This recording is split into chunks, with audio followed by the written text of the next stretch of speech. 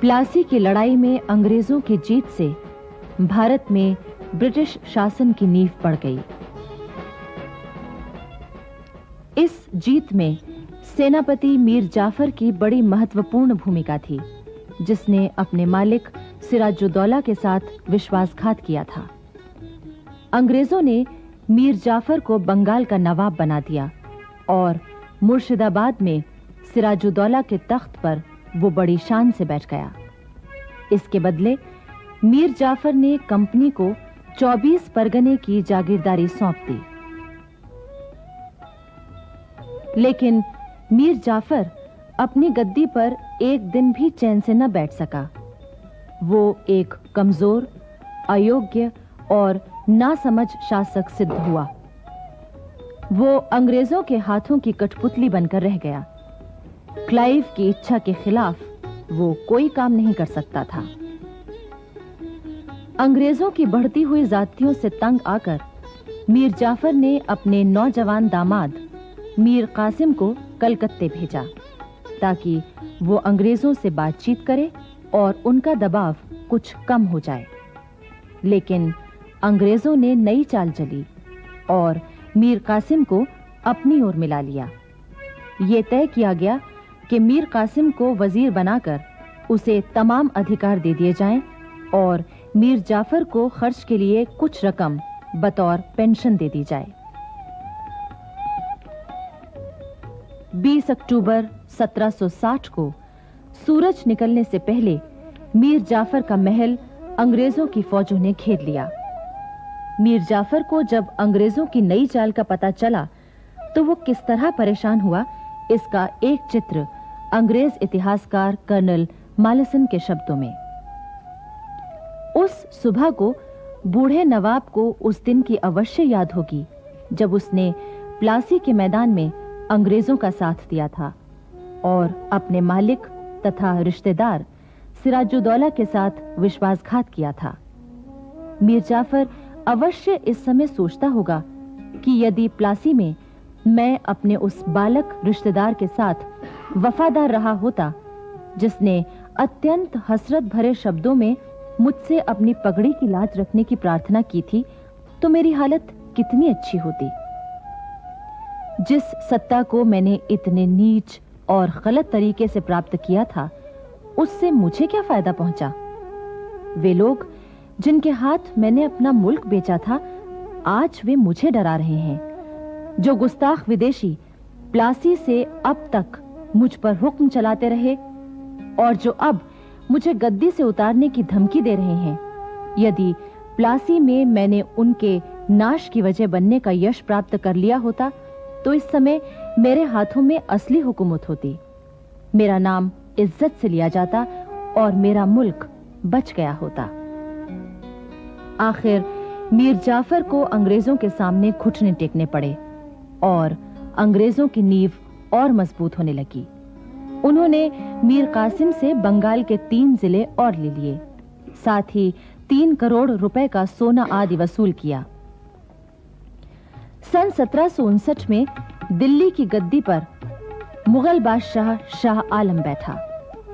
अंग्रेजों ने अपनी चालों से शाह आलम को अपनी ओर मिलाने की कोशिश शुरू कर दी। उस समय सारे भारत पर अपनी हुकूमत जमा लेने के लिए अफगानों, मराठों और अंग्रेजों के बीच तिकोना संघर्ष शुरू हो चुका था। देश को विदेशी सत्ता के चंगुल से बचाने का उस समय एक ही उपाय था कि सभी देशवासी किसी एक शक्ति के नेतृत्व में संगठित हो जाते। वो शक्ति थी मुगल सम्राट। किंतु इसी बीच यानी 6 जनवरी 1761 को पानीपत के मैदान में अफगानिस्तान के शासक अहमद शाह अब्दाली और मराठों की सेना के बीच घमासान युद्ध हुआ।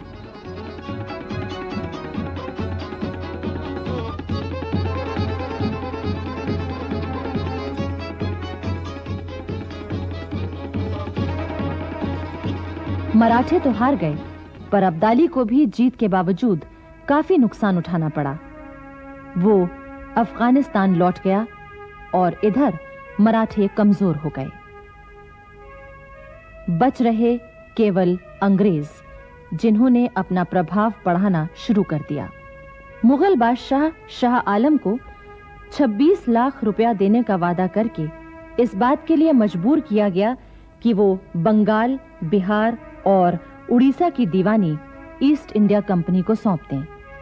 मजबूर होकर शाह आलम ने अंग्रेजों को बंगाल, बिहार और उड़ीसा की दीवानी सौंप दी, जिसका मतलब यह था कि मालगुजारी वसूल करने और दीवानी के मामले निपटाने का अधिकार अंग्रेजों को मिल गया।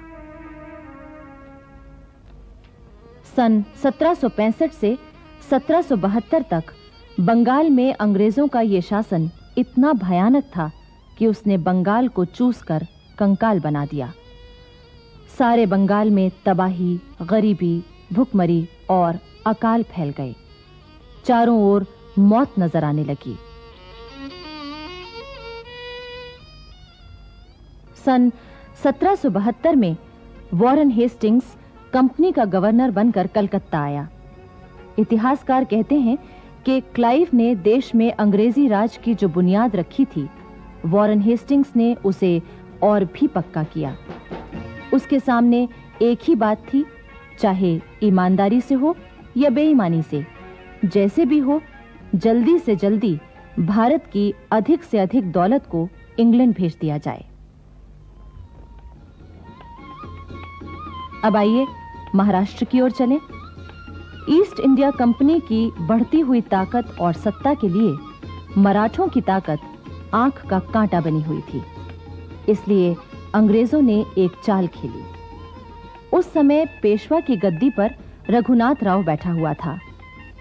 क्योंकि गद्दी का असली मालिक उसका भतीजा नारायण राव अभी नाबालिग था, अंग्रेजों ने रघुनाथ राव को युद्ध का झूठा भय दिखाकर अपनी ओर मिला लिया।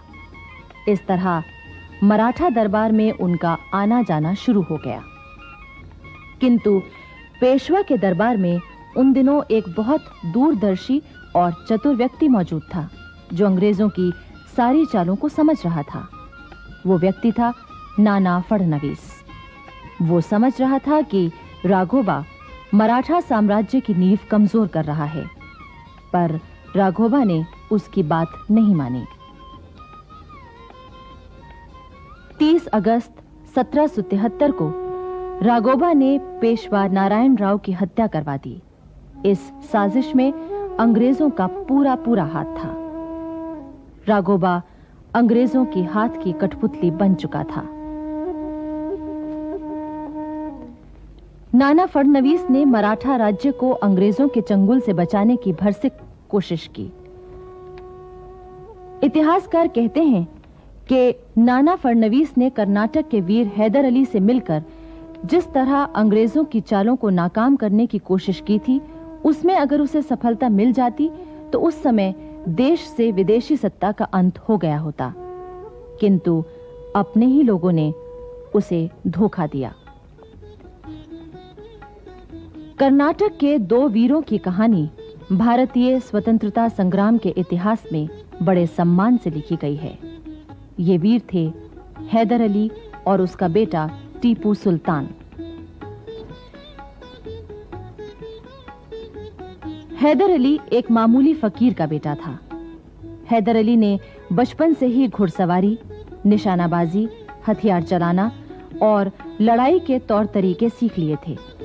बड़ा होकर हैदर अली मैसूर की फौज में भर्ती हो गया।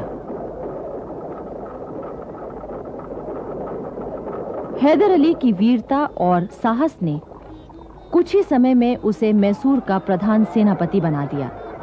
उस समय रियासत का प्रधानमंत्री एक मराठा सरदार खांडेराव था। उसने मराठों से चुपचाप मिलकर मैसूर पर हमला करवा दिया।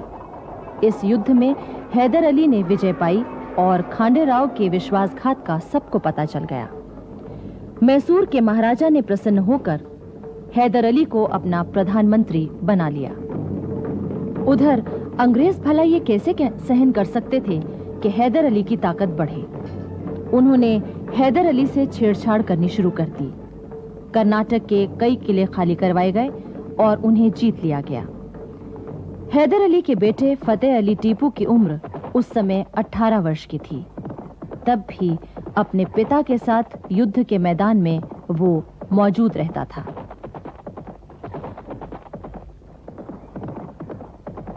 कर्नाटक को अंग्रेजों से खाली कराने और उस पर अधिकार करने के बाद हैदर अली ने टीपू को 5000 सैनिकों के साथ मद्रास की ओर भेजा, जहां अंग्रेजों का जमाव था।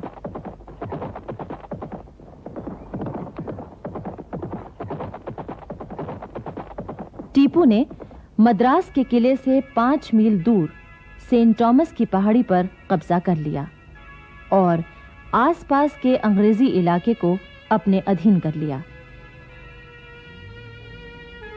इसके बाद कुछ ही दिनों बाद हैदर अली भी अपनी सेना लेकर मद्रास की ओर बढ़ा। मद्रास में अंग्रेजों का क्या हाल हुआ, इसका रोचक विवरण एक फ्रांसीसी इतिहासकार ने प्रस्तुत किया है। वो लिखता है, मद्रास विजय के अवसर पर हैदर ने अंग्रेजों से कहकर मद्रास के सेंट जॉर्ज के किले के सदर फाटक पर एक चित्र बनवाया, जिसमें हैदर एक शामियाने के नीचे तोपों के ढेर पर बैठा है। पीछे की ओर सेंट जॉर्ज का किला है, जिसकी फसील पर गवर्नर और उसके अंग्रेज साथी घुटनों के बल बैठे हुए हैदर की ओर अपने हाथ बढ़ा रहे हैं। अंग्रेज दूत, डुप्ले और बॉशियर हैदर के सामने जमीन पर घुटने टेके बैठे हैं। डुप्ले की नाक की जगह हाथी की सी सूंड बनी हुई है। हैदर उसकी सूंड को पकड़े हुए हैं, जिसमें से अशर्फियां खनाखन गिर रही हैं। दूसरी ओर पराजित अंग्रेज सेनापति जनरल स्मिथ संधि पत्र हाथ में लिए हुए अपने हाथ से अपनी तलवार के 2 टुकड़े कर रहा है।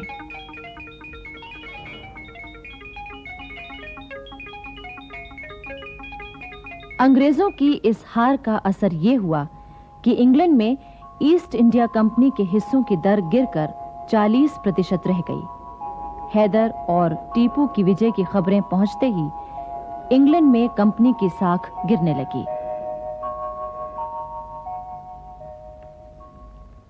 इसके बाद हैदर अली ने नाना फडणवीस के साथ मिलकर जिस तरह अंग्रेजों को मात दी थी, उससे अंग्रेज घबरा उठे थे। लेकिन 6 दिसंबर 1782 की रात को हैदर अली की अचानक मृत्यु हो गई, जिससे नाना फडणवीस की सारी आशाएं चूर-चूर हो गईं। जबकि अंग्रेजों के लिए हैदर अली की मृत्यु वरदान साबित हुई।